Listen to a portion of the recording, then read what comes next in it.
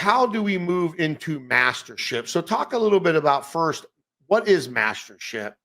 And then how do folks move into it?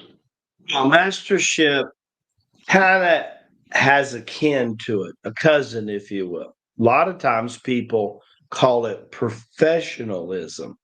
They're kind of very similar, right? What denotes an amateur ball player to be a professional ball player like the Sage of the South was when he was drafted by the Los Angeles Dodgers?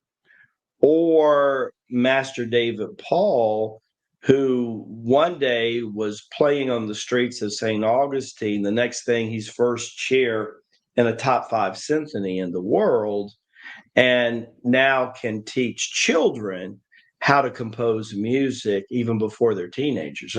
So what takes a person to, because both of these two individuals is a master ball player and a master musician, right?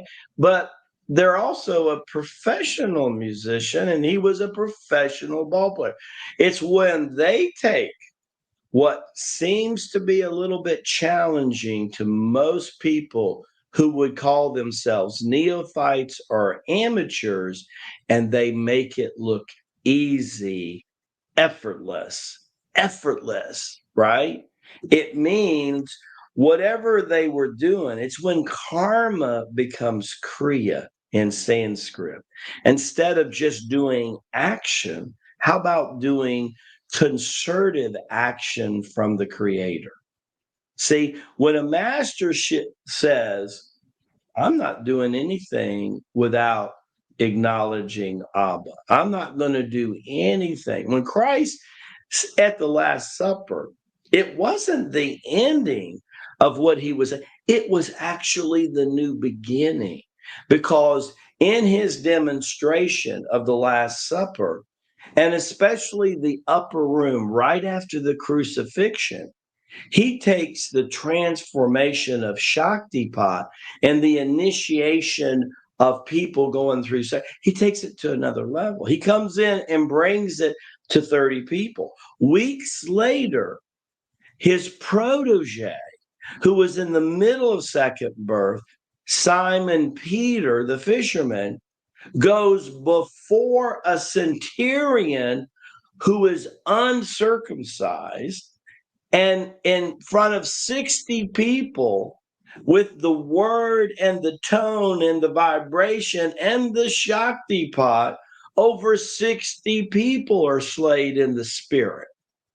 So think about what's happening. It keeps picking up where it gets more and more. What do you think that we are in the process of doing on COL, the My Patriots Network, and Rasaji.com? What do you think? See, here's the bottom line.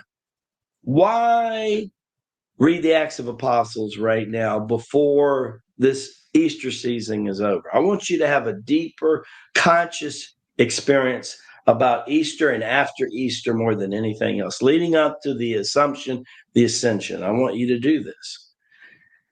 Because in Revelations, when they're talking about 144,000, they're saying this: we can change everything in this world if 144,000 people can do what the apostles and the disciples are doing in the Acts of the Apostles. When they can raise the dead from the dead, when they can heal, when they can speak in tongues, when they can interpret the language of speaking in tongues, when they're so anointed by the Holy Spirit, and you realize that pressure points exist all over the earth like they exist in our body. Portals like chakras are in places like Monte Picchu, are in places like North Carolina, the Cherokee, and Sedona, Arizona, and Findhorn